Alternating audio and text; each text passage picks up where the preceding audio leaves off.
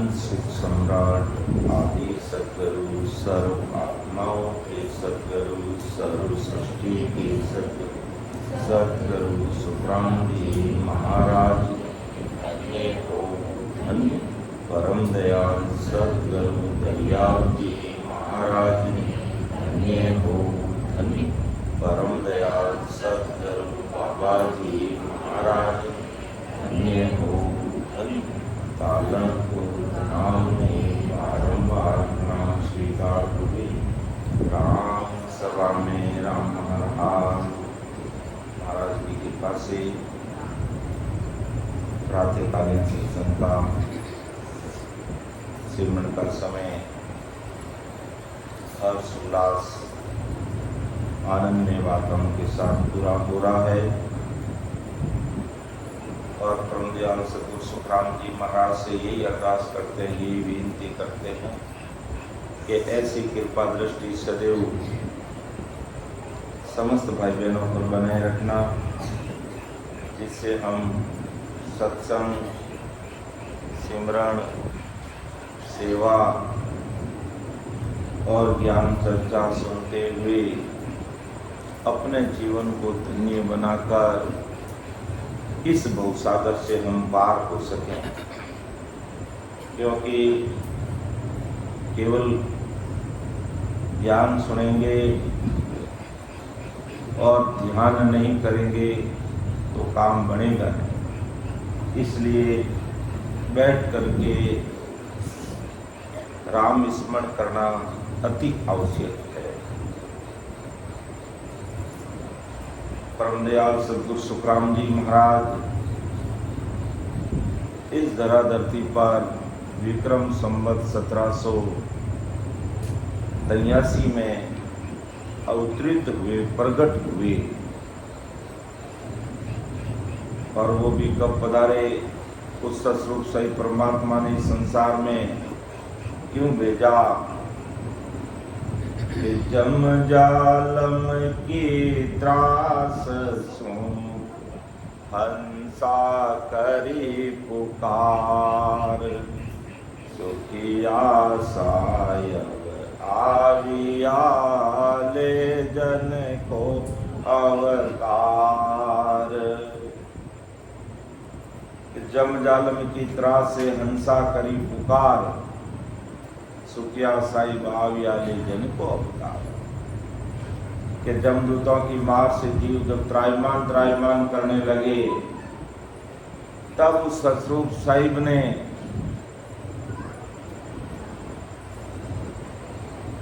परम दयाल सद्गुरु सुखराम जी महाराज को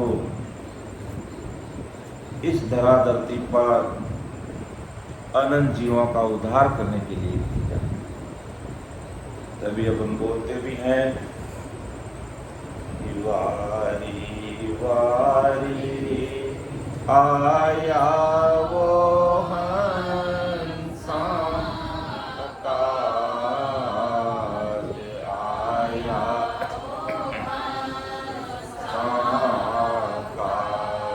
संत बड़ा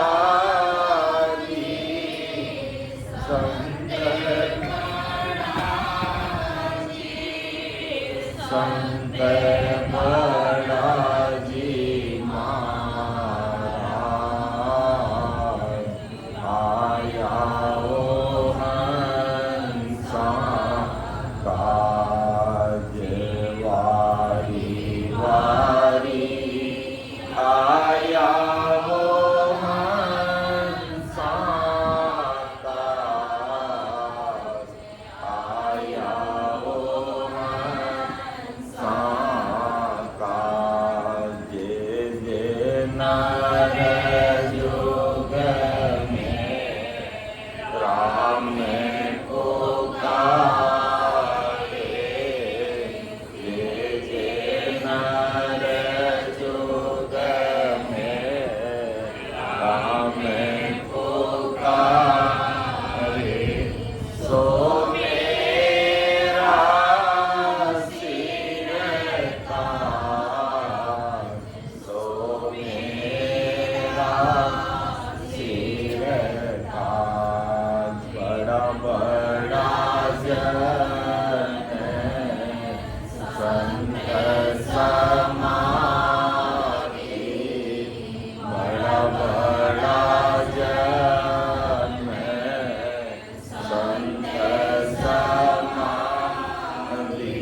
ताको है मेरी लाज, ताको है मेरी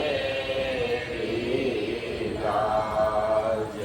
वारी वारी आया ओ हंसा का, आया ओ हंसा का। संत बड़ा जी, संत बड़ा जी, संत बड़ा जी महाराज। आया ओ हंसा का, तन मन जन सब अर्पण कीजिए। तन मन धन सब अर्पण कीजिए। भजन कीजिए वाज, भजन कीजिए वाज। सतगुरु बेचे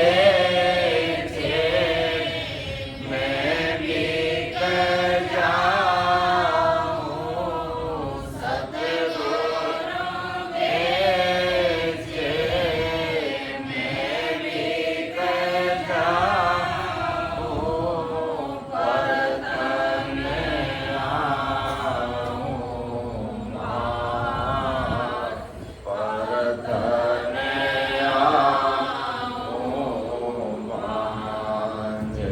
वारी वारी आया ओ हंसा का, आया ओ हंसा का।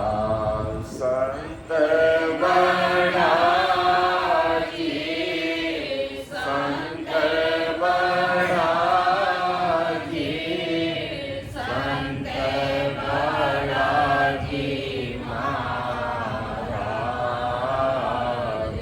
आया ओ हंसा का। वारी वारी आया ओ हंसा का, आया ओ हंसा का। संत हमारे माता पिता रे, संत हमारे माता पिता रे। करे ज्ञान सबका, करे ज्ञान सबका। के सुख राम चरणारो चेरो। के सुख राम चरणारो चेरो। प्रभु जी तारे माने आज, प्रभु जी तारे माने आज। वारी वारी आया ओ हंसा का, आया ओ हंसा का। संत बड़ा जी, संत बड़ा जी, संत बड़ा जी महाराज। आया ओ हंसा का। वारी वारी आया ओ हंसा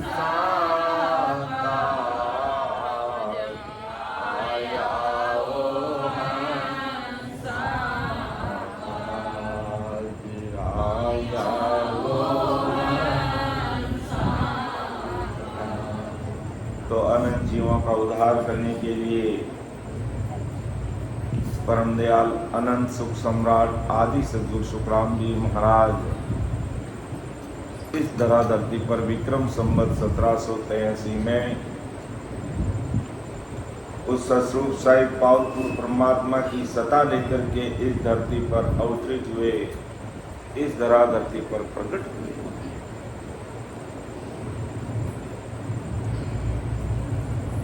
विषय हमारा ध्यान समाधि का विषय चल रहा है। जब हम प्रातःकालीन सत्र में 3 घंटे सिमरन के लिए बैठते हैं और उसके बाद में ध्यान समाधि की साखियां सुनते हैं, तब विषय हमारे समझ में आता है। इसलिए प्रातःकालीन सत्र में 3 घंटे का सिमरन का समय रखा जाता और उसके बाद में ध्यान समाधि विषय लिया जाता है। विषय बहुत ही गहरा है, नए भाई बहनों के लिए समझ से परे का है, लेकिन फिर भी समझना जरूरी है। समझ से परे है विषय, लेकिन समझना ही पड़ेगा और दूसरा कोई उपाय है ही नहीं। जब आदमी बीमार होता है, बुखार आ जाता है, खाना खाने की इच्छा बिल्कुल भी नहीं होती, तब बड़ी मुश्किल से उससे कहते हैं भाई तो आधी रोटी खा ले, 1 रोटी खा ले, 1 चपाती खा ले, कुछ न कुछ तो खा ले, क्योंकि तुझे गोली देना पड़ेगा, टैबलेट देना पड़ेगा, तब तेरा बुखार उतरेगा, तेरा स्वास्थ्य ठीक रहेगा। तो जबरदस्ती उसको थोड़ा बहुत खिलाया जाता है, फिर वो टैबलेट दी जाती है और फिर धीरे धीरे उसका बुखार ठीक हो जाता है। वही बात है, विषय हमारे समझ से परे है, लेकिन फिर भी विषय समझना और समझाना बहुत जरूरी है, क्योंकि संसार की टैबलेट लेकर के बुखार उतार सकते हैं और ध्यान समाधि का विषय सुनकर समझकर वेद विधि से भजन करके हम 1,84 का जो महारोग है उस रोग को मिटा सकते हैं। इसलिए इस विषय को समझना सुनना अति आवश्यक है। कभी इसमें हमने पहले के सत्रों में सुख सागर का वर्णन देखा, फिर ब्रह्म बाग, उसके बाद में पाताल का, फिर नाड़ी बंद, और अभी हमारा विषय मेरुदंड पर चल रहा है। यानी सद्गुरु आज्ञा को सर्वोपरि मानकर कोई भी भाई बहन भजन सिमरन में बैठता है, 12 कणों का अनुभव करने के बाद जब वो ध्यान समाधि में खोता है तो किस प्रकार के सुखों की अनुभूति उसके घट में होती है, वो इस ध्यान समाधि के माध्यम से हम समझने का प्रयास करते हैं। जब पीछम का मार्ग खोल करके साधक पीछम के यानी बंकनाल का रास्ता खोल करके 21 स्वर्गों को पार करते हुए जब मेरुदंड पर आता है, 21 स्वर्गों को पार करता है, उससे पहले पाताल के 7 लोक को पार करता, फिर 21 स्वर्ग को पार करता और देवताओं की पुरिया 6 उसको पार करता है। मेरुदंड के आसपास यानी हमारा जो ये सर्वाइकल है, इसके आसपास देवताओं की 6 पुरिया है, इनको पार करके हम त्रिकुटी में पहुंचते हैं। उससे पहले ध्यान में कैसी अनुभूतियां आती है वो आज का हमारा विषय रहेगा। तो परम दयाल सद्गुरु सुखराम जी महाराज अपने अणव्यवहारिक वचनों के माध्यम से हमें समझा रहे हैं कि जहाँ हम ज्ञान संभालियो, निज मन कियो विचार, इन जागा सुख राम जी, भोजन चाल्या हार। मेरुदंड को पार करना, इस घाटे से आगे बढ़ना, देवलोकों को पार करना बहुत बड़ा खरा खरी का काम है। कि जहाँ हम ज्ञान संभालियो, निज मन कियो विचार, कि महाराज के अण्वय भाई वचनों को, ज्ञान को सुना, समझा और निज मन से विचार किया, तो पता चला कि इन जागा सुखराम जी बहुत जन चालिया हार, के बड़े बड़े जन हैं वो भी यहाँ आकर के हार जाते हैं। देवलोक को पार करना बड़ा मुश्किल हो जाता है, क्योंकि देवलोक के अंदर सभी 5, 25 और 4 में इतुत नाटा जाए। 5, 25, 4 में इतुत नाटा जाए, अर्थात सब 5 विषय में लगे हुए, 25 प्रकृति में, मन बुद्धि चित्त अहंकार के ख्यालों में खोए हुए, और अनेक राग रागिनी नाच गाने सारे बातों में वो देवता लगे हुए हैं। और जब नैन श्री संत जब इस लोक से पार करते, वो सब ऐसे संतों को अपने देवलोक में बिठाना रोकना चाहते हैं, लेकिन नैनचर की सता से वो यहाँ रुकते नहीं हैं। तो परम दयाल सदगुरु सुखराम जी महाराज फरमाते हैं कि देवताओं के लोक में सदगुरु द्वारा उच्चारित ज्ञान की याद के आधार से, अर्थात सदगुरु जी महाराज के ज्ञान को संभाला, निज मन से समझने का प्रयास किया, इस जगह से अनेक जन अर्थात अनेक संत हार कर चले गए, अर्थात आगे बढ़े नहीं, यहीं पर रह गए। अर्थात परम दयाल अनंत सुख सम्राट आदि सदगुरु सुखराम जी महाराज के सत्य स्वरूप विज्ञान ज्ञान को ध्यान में सुना, विचार किया, तब निजमन ने ये बात समझ ली कि देवलोक में पहुंचकर सदा के लिए इस तरह नहीं रह सकते, कि देवलोक में पहुंचकर सदा के लिए हम अपना स्थायी ठिकाना नहीं बना सकते। क्यों नहीं बना सकते? क्योंकि देवलोक में भी काल की पहुंच है। चाहे 21 स्वर्ग है, वहां भी काल की पहुंच है। चाहे ब्रह्मा, विष्णु, महेश, शक्ति, इंद्र, धर्मपुरी, सब में काल की पहुंच है। इसलिए महाराज के सत्य स्वरूप ज्ञान विज्ञान से महाराज के अण्वय वाहिक वचन सुने, समझे, सत्संग में बैठे और सिमरण किया, तब पता चला कि देवलोक में चाहे 21 स्वर्ग है, चाहे 6 देवताओं की पुरिया है, चाहे पाताल के 7 लोक है, चाहे 3 ब्रह्म के 13 लोक है, पूर्ण काल तक सब जगह काल का पसारा है। और इन पूरे काल के पसारे में वहां तक सभी लोग 5, 25, 4 में इत उत नाटा जाय, यानी 5 विषय शब्द, स्पर्श, रूप, रस, गंध और 25 प्रकृति और मन बुद्धि चित्त अहंकार के जाल में पूरे के पूरे फंसे हुए हैं, और वहीं पर अटक कर, लटक कर, भटक कर रह जाते हैं। तो सत्स्वरूप ज्ञान विज्ञान से ये अच्छी तरह से समझ में आ गया कि अगर 21 स्वर्ग में रहेंगे, काल पहुंच के हमें समय आने पर काल के हाथ हमें टिकना पड़ेगा।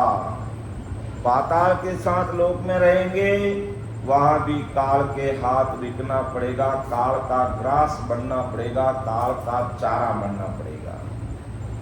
ब्रह्मा विष्णु में शक्ति इंद्र धर्मपुरी 6 देवताओं की पुरिया में भी पहुंच जाएंगे। वहां भी समय आने पर काल पहुंचता है, काल अपना शिकार बना लेता है। फिर उसे आगे की अगर बात करें तो 3 ब्रह्म के 13 लोग, चिंदानंद ब्रह्म, शिव ब्रह्म और पार ब्रह्म में भी अगर हम पहुंच जाते हैं, वहां भी काल की पहुंच है।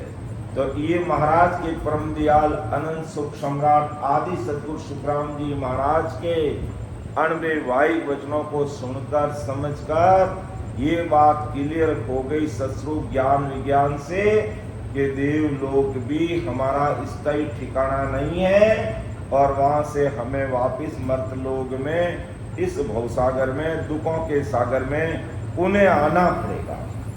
ये देवलोक भी काल के बस में है, यहाँ काल पहुंचता है, इसका भी अंत निश्चित है।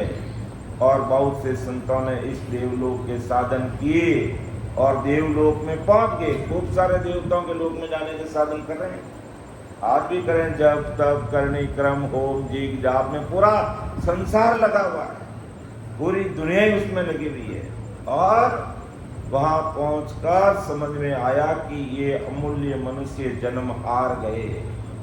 अर्थात देवलोक में जाने के बाद जब ऐसे नैंत्री संत जब देवलोक से होकर धर्मराय को जीतकर त्रिकुटी में पहुंचकर 3 ब्रह्म के 13 लोगों को पार करके 10वां द्वार खोल करके, ये हमारा 10वां द्वार है इस शरीर का, यहाँ पर छोटा सा खड्डा है, ये सभी अपने हाथ लगा के चेक कर सकते हैं। तो ये जब तक दरवाजा खोल करके हमारा ध्यान से परे नहीं होता तब तक वो काल के वश में रहता है, काल के चुंगल से निकल नहीं सकता है। इसलिए तो कहीं भी है जो देवलोक की साधना करके यहाँ पहुंचकर अपना अमूल्य मनुष्य जन्म हार गए। क्योंकि मानव तन हमें क्यों मिला था? मानव तन हमें इसलिए मिला कि सद्गुरु की शरणागति लेकर सद्गुरु आज्ञा को सर्वोपरि मानकर वेद विधि से सिमरण करके अमर लोक की प्राप्ति करने के लिए हमें ये मानव तन मिला। लेकिन हम संसार में आए, माया का पर्दा हमारे ऊपर इस कदर पड़ गया कि हम भक्ति भजन सत्संग सिमरन सेवा ज्ञान चर्चा को तो भूल गए और मायावी भक्तियों में इस कदर लग गए कि सत्य स्वरूप ज्ञान विज्ञान होता क्या, अमर लोक होता क्या, सद्गुरु साहिब पावरफुल परमात्मा होते क्या, ये उससे हम कोसों दूर हो गए। जब ऐसे महापुरुषों के अणवे वाहिक वचन जब हमको सुनने को मिलते हैं तब हमें पता चलता है कि संसार में सतरूप साहिब ने हमें किसके लिए भेजा था और यहाँ आने के बाद कैसे 5 विषयों के सुख में, मायावी सुख में, जगत के सुखों में, घर परिवार के सुखों में, दुनियादारी के कार्यों में किस कदर हम दलदल में फंस गए, वापस निकलने का नाम नहीं लेते। जब संतों के अणवे वाई वचन सुनते हैं तब हमें पता चलता है कि काई करने आयो रे बंदा, काई दंगे लागो रे, काई करने आयो रे बंदा, काई दंगे लागो रे, मान को जावे रे मुंगा मोल रो भाया, मान को जावे रे मुंगा मोल रो। लख 84 भटकत भटकत अब तेरो अवसर आयो रे, लख 84 भटकत भटकत अब तेरो अवसर आयो रे, कर लेनो उजियारो गुरु ज्ञान रो भाया, कर लेनो उजियारो गुरु ज्ञान रो। गर्भवास में भीड़ पड़ी जग खोल कर में आयो रे, गर्भवास में भीड़ पड़ी जग खोल कर में आयो रे, मारगियो बोलियो रे अपना देश रो भाया, मारगियो बोलियो रे अपना देश रो। काई करने आयो रे बंदा, काई धंधे लागो रे, काई करने आयो रे बंदा, काई धंधे लागो रे, मान को जावे रे मूंगा मोल रो पाया, मान को जावे रे मूंगा मोल रो। सत्य धर्म मत छोड़ो रे भाया, देख देख पग धरना रे, सत्य धर्म मत छोड़ो रे भाया, देख देख पग धरना रे, दूधड़ लोला जे लाय अपनी मात रो भाया, दूधड़ लोला जे लाय अपनी मात रो।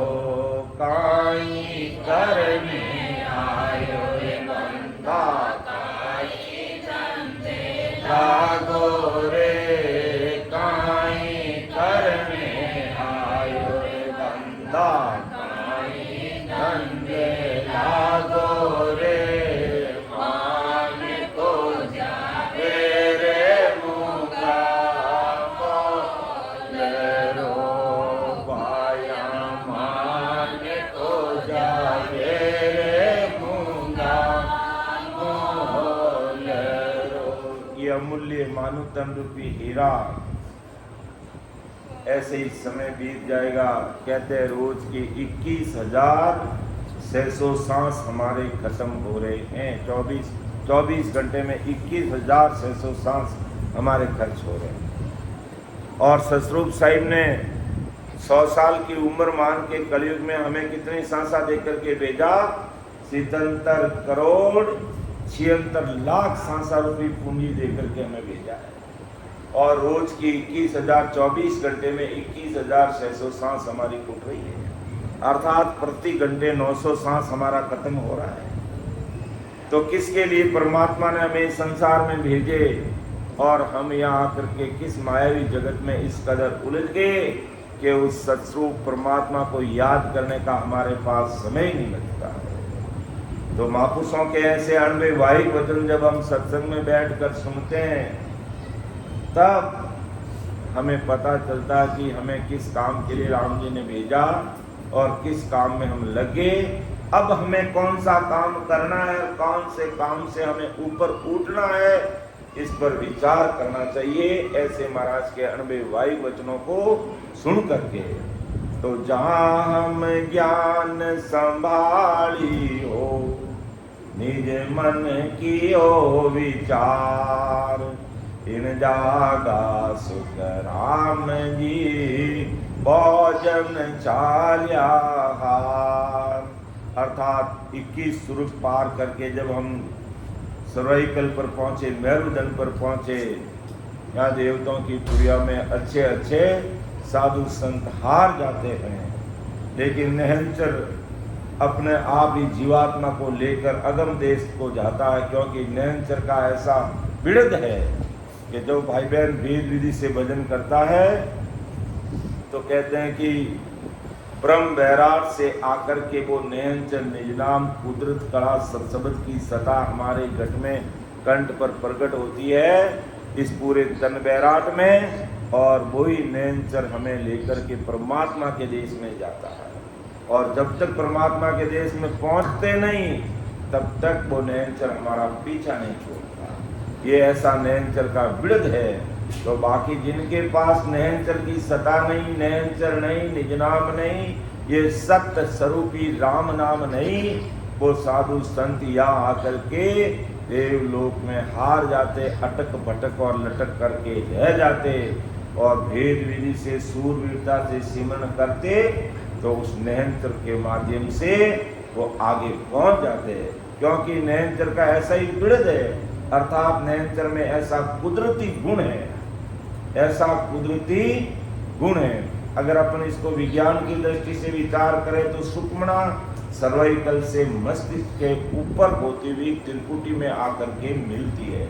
यानी बंकनाल का हमारा मार्ग पीछम से खुलता है कि तीनों चले मैर सु आगे, और तीनों नदियां चली पिछम के लिए। यानी तीन नदियां कौन सी? ईड़ा, पिंगला और सुक्मणा बंकनाल से हमें पता चलता है।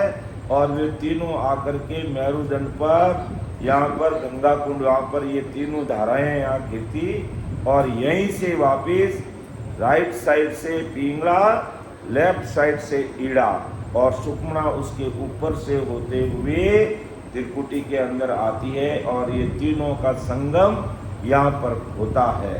अर्थात जब सुक्मणा में निरंकार का प्रसार होता तो ये त्रिकुटी तक होने लग जाता है। तो ध्यान समाधि के आधार से भी ऐसा ही हमें अनुभव आता है।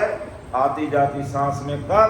जब ऊंडी गहरी सांस के साथ हम बैठ के राम राम का सुमिरन करते हैं, तब ये सारा अनुभव की बातें हमारे शरीर में घटित होती है। और अंदर में जब तक ये चीजें घटित नहीं होती है, अंदर में हमें ऐसी फीलिंग, एहसास नहीं होती है, ऐसी फीलिंग नहीं आती है, तब तक भली बाहर का ज्ञान हम कितना ही सुन ले, नाच गाने करने लग जाते हैं, लेकिन हमारा शरीर खुश हो सकता है, कान इंद्री को सुख आ सकता है, लेकिन आत्मा को सुख कब मिलेगा? जब इस प्रकार प्रातःकालीन सत्र में जैसे हम 3 घंटे के लिए बैठते और पूरा ध्यान से तलीन होकर अंदर में ध्यान लगाते हैं, तब वो सस्वरूप परमात्मा के जो वास्तविक सुख का एहसास, ऐसी फीलिंग हमें शरीर में होती है। और उसी से हम है जो अंदर में जो अमरलोक जाने का मार्ग है उसको प्रस्तुत करते हैं, उस पर हम आगे बढ़ने लग जाते हैं। तो मेरू स्थान एक ऐसा है कि यहाँ पर आते आते है जो इस देवलोक में बड़ा भारी कष्ट होता है। अब वो हमारे शरीर में उसकी अनुभूति कैसे आएगी कि पीछम के रास्ते से आगे बढ़ेंगे तो रीढ़ की हड्डी में असहनीय दर्द होने लगेगा, और हमारे कंधों में दर्द होने लग जाएगा, गर्दन पे दर्द होगा, इधर से उधर मुड़ नहीं सकती है, ये अकड़ सकती है।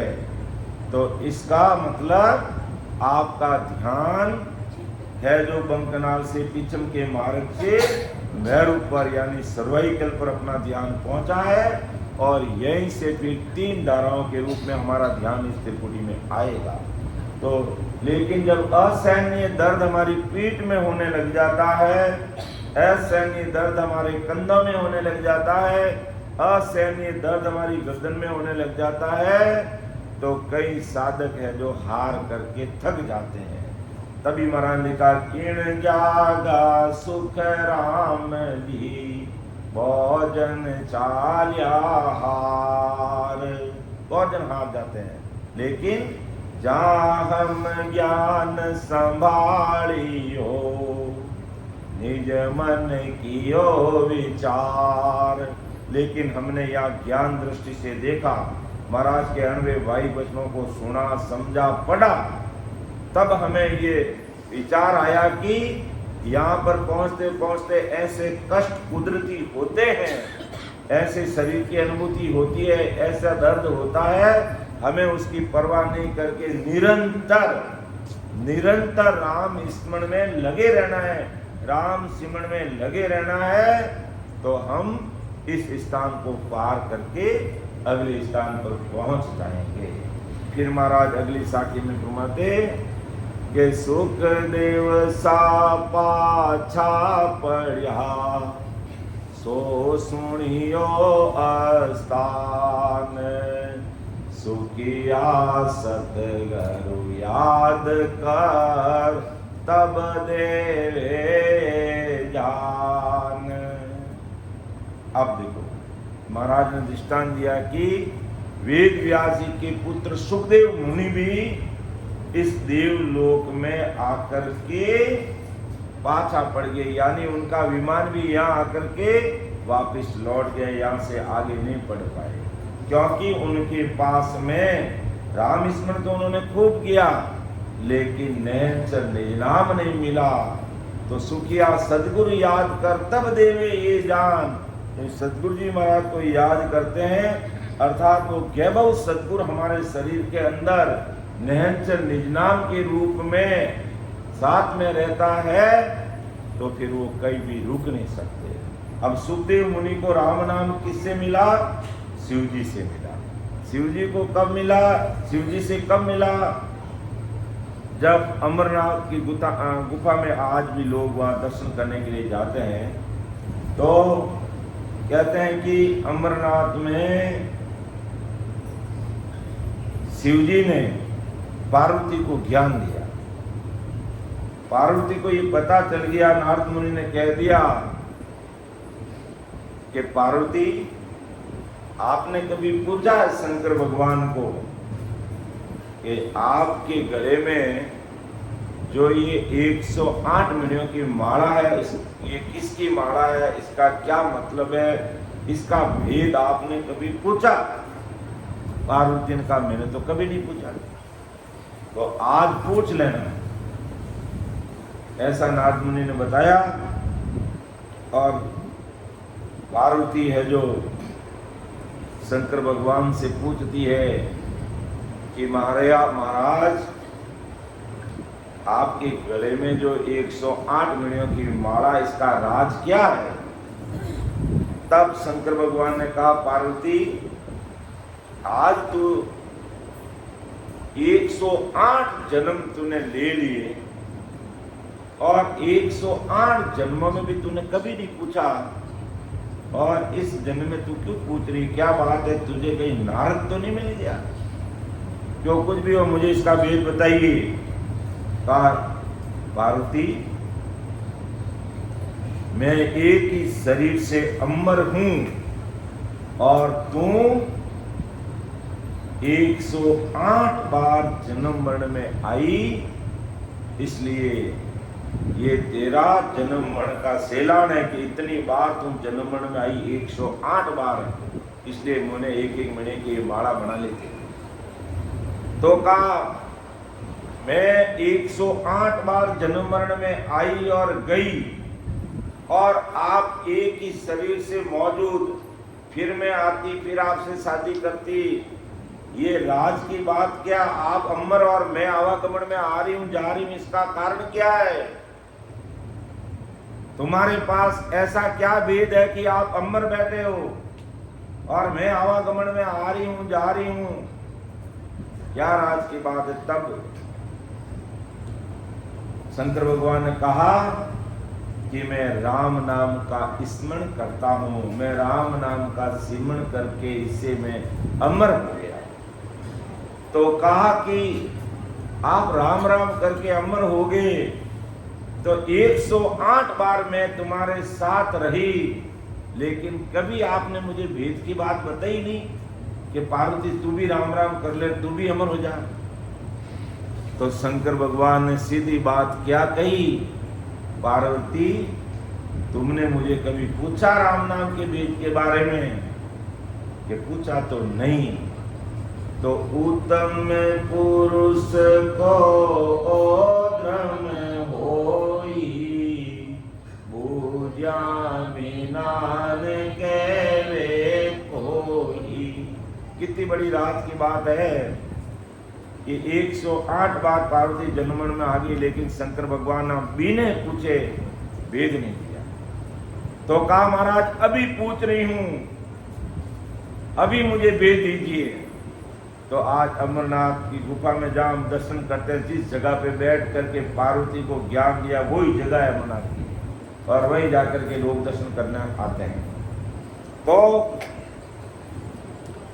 पार्वती को कहा कि सुन, राम नाम का भेद दे रहे हैं, राम नाम की बात और राम नाम का महत्व शंकर भगवान पार्वती को सुना रहे हैं। लेकिन उस दौरान क्या होता है, वो राम नाम का भेद और राम नाम का महत्व, राम नाम की इंपॉर्टेंस सुनते सुनते पार्वती को नींद आ जाती है, झपकी आ जाती है।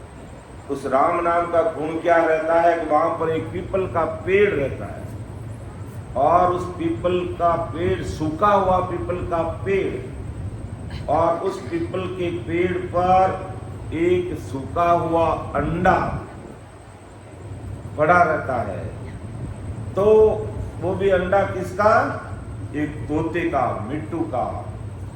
तो जैसे ही पार्वती को नींद आती है, वो पीपल का पेड़ हरा हो जाता है और वो अंडा सजीत होकर के उसके अंदर से वो तोता निकल करके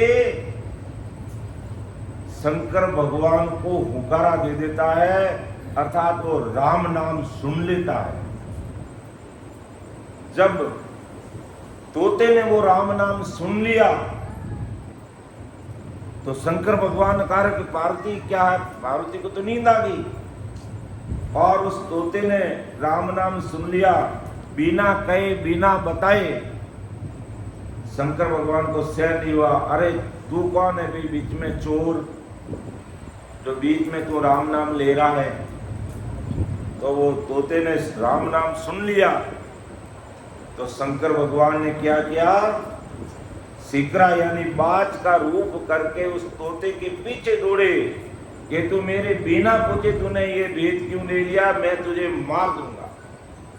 तो शंकर भगवान बाज का रूप करके उस तोते के पीछे दौड़ते दौड़ते दौड़ते जाता है, और वो तोता क्या करता है, वेद व्यास जी की पत्नी का नाम भी सीता था। तो उस समय, आजकल तो माताएं बहनें पुराने जमाने जैसे माथा गूंथने का कोई काम करती नहीं, माथा गुथाती नहीं है, लेकिन पहले माथा गूंथ के पूरा कहीं से भी कोई बाढ़ क्या उड़ जाए, इतना पूरा माथा बांध के गूंथ करके चोटी करके मजबूती से रखते थे। तो जब वेद व्यास जी की पत्नी सीता जी वो अपना माथा गुथा रही थी, तो उसका मुंह खुला था, और मुंह खुला होने के कारण वो तोता है जो अपना प्राण छोड़ करके उस वेद व्यास जी की पत्नी के पेट में जाकर के विश्राम ले लेता है, और शंकर भगवान बाहर बैठ जाते हैं। अब उसको मारे तो मारे कैसे, अगर उस तोते को मारे तो वेद व्यास जी की पत्नी मर जाए, इसलिए चुपचाप कई दिनों तक शंकर भगवान वहां बैठे रहे। लेकिन 12 वर्ष हो गए, वो तोता सुआ जो अंदर में सुखदेव मुनि बन गया, बाहर आता ही नहीं है। तब ब्रह्मा विष्णु महेश आकर के समझाते हैं कि आप इतने बड़े हैं और आप इसको माफ कर दीजिए, क्योंकि अगर माफ नहीं करोगे तो गर्भवास के जो नियम है, माँ के पेट में रहने का नियम है, जैसे अभी कलयुग में बच्चा माँ के गर्भवास में 9 महीने रहता है, तो अलग अलग युगों का अलग अलग नियम है, वो हमारे सारे नियम खंडित हो गए, और आप है जो इसको माफ कर दीजिए। तब है जो विष्णु भगवान का, अरे दुख देवा अब तो तू बाहर आ। तब उस सुखदेव, वो तोता था, वो सुखदेव बन गया माँ के गर्भवास में, और 12 वर्ष तक माँ के गर्भवास में उन्होंने राम राम रटा। कहा मैं दुख देवा नहीं, मैं सुख देवा हूं, मेरी माँ को पूछ लो, 12 वर्ष में कभी मैंने मेरी माँ को तकलीफ नहीं दी। फिर कहा तू अब बाहर आ जा, और 12 वर्ष तक उन्होंने राम राम किया, और फिर 12 वर्ष के बाद शरीर से बाहर निकला और निकलते ही वो जंगल में चले गए। सुखदेव मुनि और राम राम में लग गए। तो परम दयाल सदगुरु सुखराम जी महाराज, सुखदेव मुनि और शंकर पार्वती की कथा से हमें क्या समझाना चाहते हैं कि राम नाम आज भी शंकर भगवान रटते हैं। शंकर भगवान को राम नाम बहुत प्यारा लगता है। अगर रास्ते चलते ही कोई राम भी बोल देता कि राम, या अपने बच्चे का नाम कोई राम है तो रामा रामा भी कह देता कि रामा रामा इधर आ, तो शंकर भगवान को वो परगल प्रेम आ जाता और वहीं बैठ के राम राम में लग जाते। और पार्वती थक जाती, अरे क्या कर रहे हो कि इस माँ ने राम राम वो नाम लिया इसलिए मुझे वो प्रेम आ गया और मैं राम राम में बैठ गई। कई बार पार्वती परेशान हो जाती क्योंकि शंकर भगवान रास्ते में ध्यान लगा देते थे। तो परम दयाल सदगुरु सुखराम जी महाराज इस साखी के माध्यम से क्या फरमाना चाहते हैं कि सुखदेव सा पाछा पड़िया। वही सुखदेव मुनि जो तोता था, शंकर पार्वती की कथा सुनी तो सुखदेव सा पाछा पड़िया, सो सुनियो अस्तान, सुखिया सतगुरु याद कर, तब देवे ए जान। तो सुखदेव मुनि के पास राम नाम तो आया, लेकिन कसर कहाँ रह गई? ये राम नाम रटने का भेद विधि नहीं मिली, वो निरंतर तत्व नहीं मिला।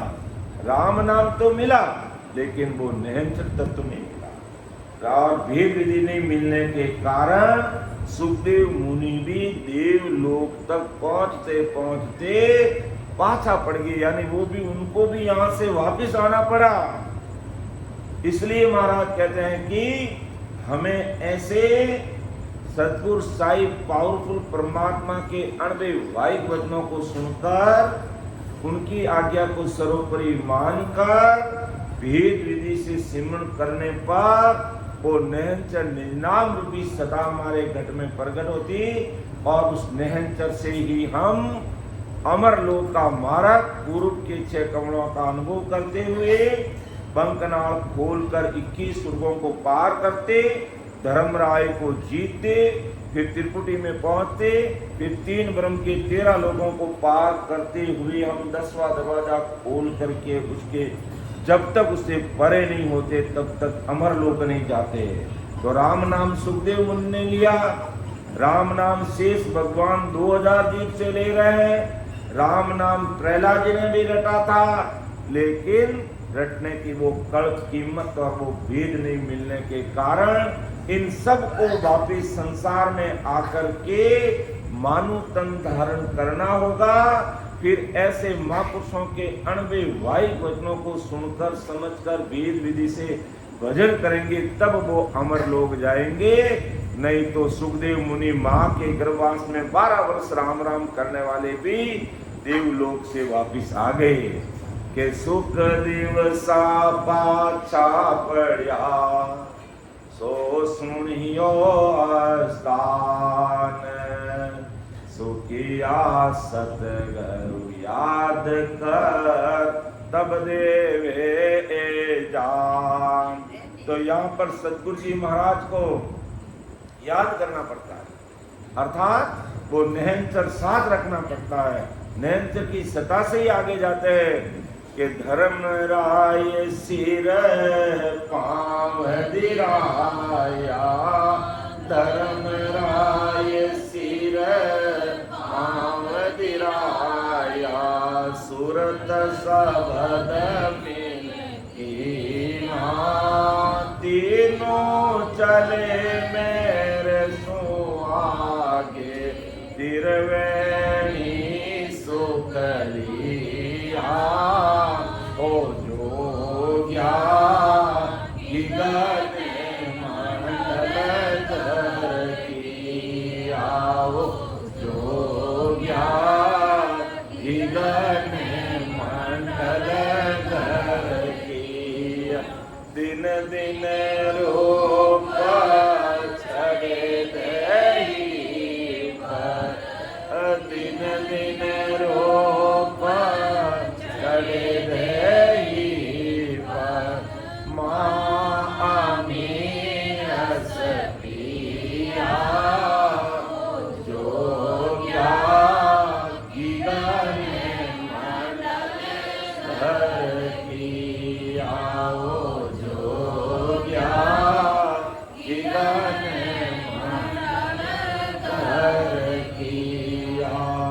जब निहंचर ये सत्य स्वरूपी राम जी के नाम को रटते रटते जब निहंचर निजनाम रूपी सत्ता हमारे घट में प्रकट होती है और हम पूर्व के कंठ कवल को, फिर हृदय कवल, मध्य कवल, नाभि कवल, ब्रह्मा जी का स्थान, गुद्दाघाट, शेष लोक, पंकनाल, 21 को पार करके जब हम मेरुदंड पे पहुंचते हैं, यहाँ धर्मराय का ठिकाना है। और धर्मराय की सेना कितनी 14 करोड़ जमदूत उनकी हाजिरी में हाजिर रहते हैं। जिसका भी अंत में आता उसके गले में फांसी डाल करके उसको लेकर के आते हैं। 14 करोड़ जमदूत इस पूरी दुनिया में धूम मचा के रखी है। जिसका भी अंत में आया उसको पकड़ करके धर्मराय के दरबार में हाजिर करते हैं। ऐसे 14 करोड़ जमदूत घूम रहे हैं संसार में। तो जब मेरु स्थान पर पहुंचते हैं और निहंचर हमारे साथ में रहता है तो धर्मराय सिर पांव दे रहे। धर्मराय तो सबका राजा, सबका न्याय करने वाला, वो किससे डरने वाला नहीं। लेकिन ऐसे निहंचरी संतों के सामने जब निहंचरी संत जब इस धर्मराय के देश में पहुंचते तो धर्मराय अपना सिंहासन छोड़ करके एक तरफ खड़ा हो जाता और ऐसे संतों के आगे सिर झुकाता है, नतमस्तक होता है, प्रणाम करता है, नमस्कार करता और कहता है आप मेरे सिर पे पांव देकर आगे जाइए। और बाकी धर्मराय किसी के सामने सिर नहीं झुकाता। उसकी 14 करोड़ जमदूतों की जो सेना है पूरे संसार में जीवों को पकड़ पकड़ के यहाँ ला करके वहाँ उनके जैसे करनी कर्म उसके हिसाब से उसका हिसाब होगा वहाँ पर। तो परमदयाल सतगुरु सुखराम जी महाराज फरमाते हैं कि सतगुरु जी महाराज का सानिध्य नहीं मिलता, निहंचर निजनाम की सत्ता अगर साथ में नहीं रहती तो सुखदेव सा पाछा पड़िया सो सुनियो अस्तान सुखिया सतगुरु याद कर तब देवे जान। तब सतगुरु जी महाराज की सत्ता, सतगुरु जी महाराज का पराक्रम और उस निहंचर की सत्ता का एहसास इस देवलोक में आने पर पता चलता है, क्योंकि उन सत्ता से ही हम आगे बढ़ जाते हैं और इस स्थान को हम पार कर देते हैं। फिर कैसे इस स्थान को पार करने के लिए क्या सावधानी रखनी पड़ती है वो महाराज अगली साखी में इसका खुलासा करते हैं कि सातु जोदा संग ले तीन अगाऊ राख परवानो सुख राम जी निस दिन आगड़ भाक। अर्थात परमदयाल सतगुरु सुखराम जी महाराज फरमाते हैं कि 7 योद्धा यानी मन बुद्धि चित्त वैराग सुरती नृति और लीन उनको लेकर के आगे रखे। अर्थात सदगुरु के दिव्य ज्ञान का परवाना रात दिन आगे रखा। अर्थात अणवे महाराज के अणवे वायु वचनों को सुनकर समझकर ज्ञान को हृदय में धारण कर हम आगे बढ़े। यानी सातों जोदा संग ले तीन अगाऊ राख परवानो सुख राम जी निस दिन आगड़ भाग के मन बुध चित बैराग सो सूरत निरत ले भाग एता मिल सुख राम के जीता झम गर जाग। के जमदूतों का जो स्थान है कैसे जीता कि मेरु स्थान को पार करने के लिए 7 योद्धा अर्थात पहला मन, फिर दूसरा बुद्धि, तीसरा चित्त और चौथा वैराग्य, 5वां सुरती, 6वां नीति और 7वां लिव को साथ रखा। इनमें से 3 अर्थात सुरती, नीति और राम राम का लिव बन सिमरण आगे रखा। अर्थात सूरत निरत को समूहिक कर एक किया और गहरी के साथ में आती जाती ऊंडी गहरी सांस के साथ में सिमरण किया। अर्थात धैर्य के साथ में खूब राम राम का लिवबंद सुमरण किया और सुरती नीति से अनुभव लिया, तो सदगुरु के सत्स्वरूप विज्ञान ज्ञान की समझ से ये पता था कि मेरू में देवता ही नहीं, यमराज का भी निवास है, क्योंकि धर्मराज वही बैठा है और 14 करोड़ जमदूत वही है। और वो हमें यहाँ आने पर सत्संग सिमरण भक्ति भजन से दूर कर देते हैं, मन में ऐसा विचार पैदा कर देते हैं कि अब 4 दिवसीय जैसे यहाँ पर हमारे परम आदरणीय रेस्पेक्टेड हमारे लागू जी गहलोत और उनके सुपुत्र हमारे परमात्मा मनोहर लाल जी पूरा परिवार मिलकर के नूतन गृह प्रवेश के निमित्त 4 दिवसीय सत्संग कार्यक्रम रखा। तो अब इसमें इस कार्यक्रम का इन्होंने तो बहुत ही अच्छे से कार्यक्रम रख दिया, लेकिन खूब सारे भाई बहनों को निमंत्रण दिया, इनविटेशन दिया, लेकिन हरे के बस की बात नहीं है कि इस सत्संग का पूरा लाभ ले।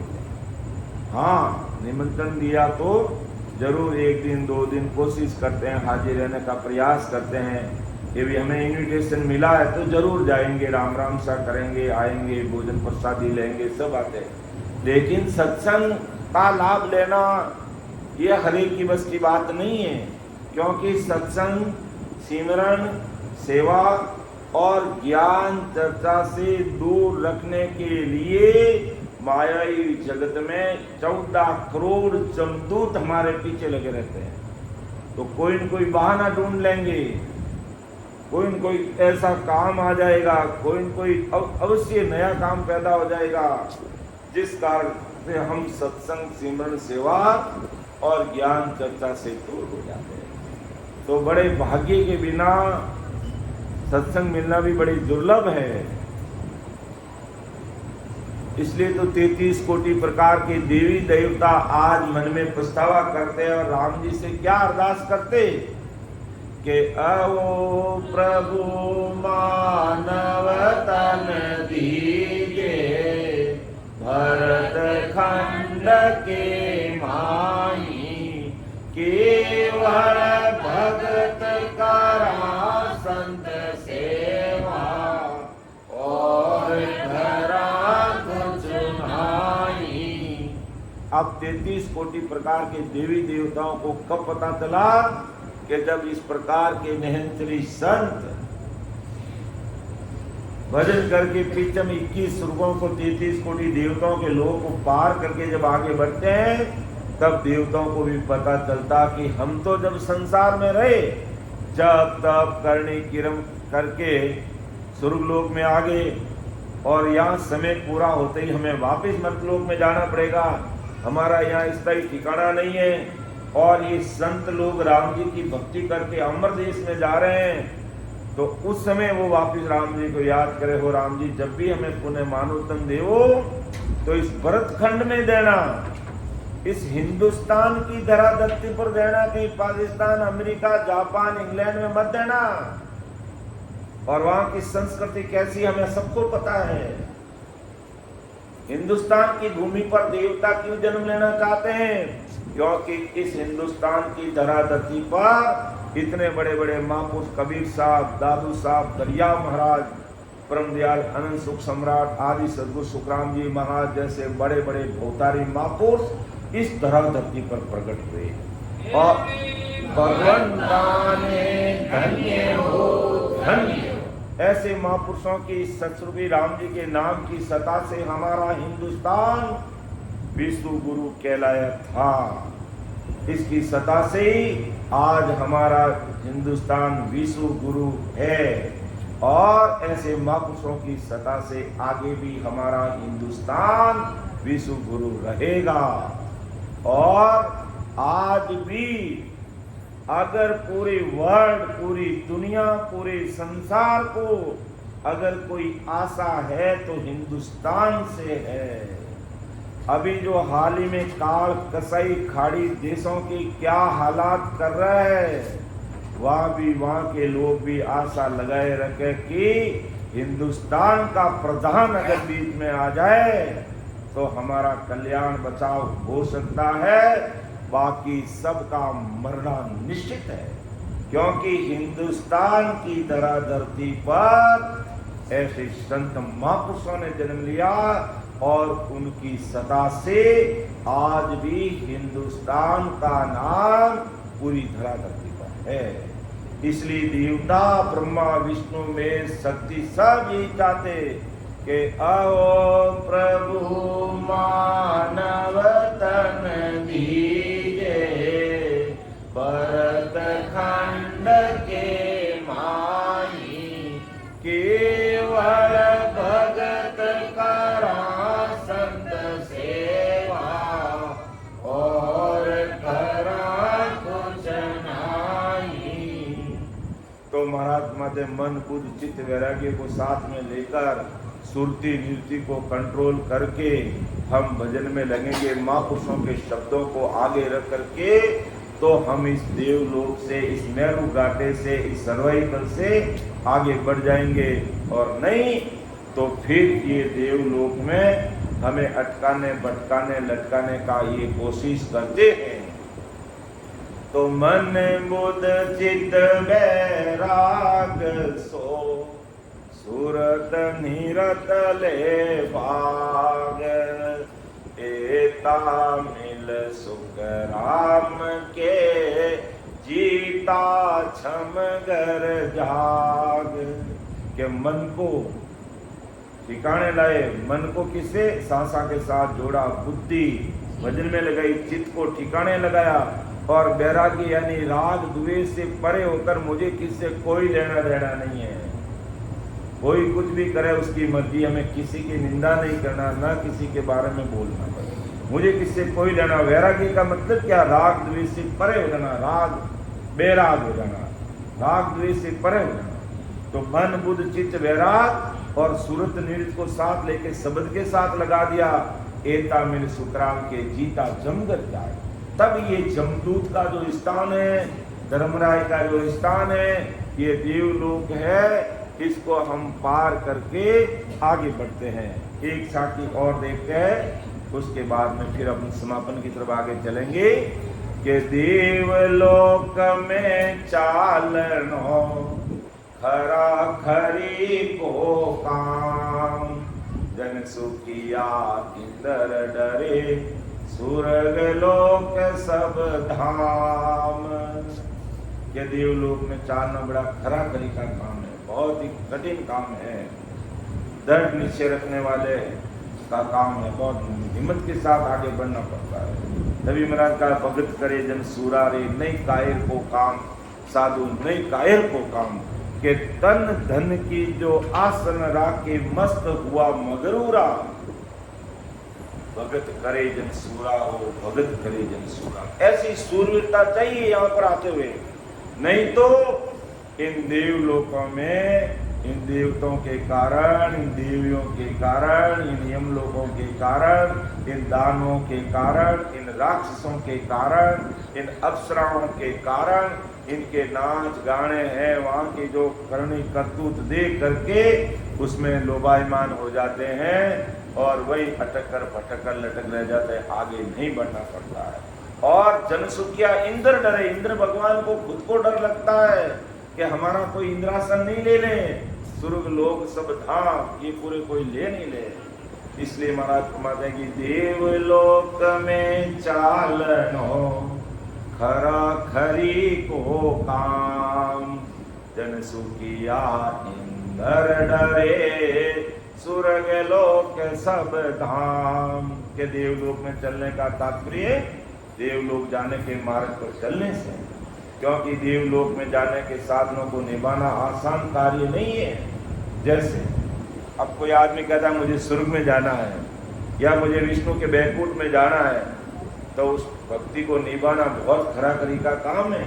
जप तप सत्य यज्ञ व्रत इत्यादि कठोर नियमों को पालन करने से देवलोक की प्राप्ति होती है, बड़े कठोर नियम पालन करने पड़ते हैं, और उसके उपरांत भी वापिस जन्म मरण में आना पड़ता है। परम मोक्ष की प्राप्ति होती नहीं, इतनी कठोर तपस्या करने के उपरांत भी वापिस जन्म मरण में आना पड़ता है। और इस सत्संग का पराक्रम कितना कि इनकी कठोर से कठोर तपस्या भी पल भर संगत की बराबरी नहीं कर सकती। जैसे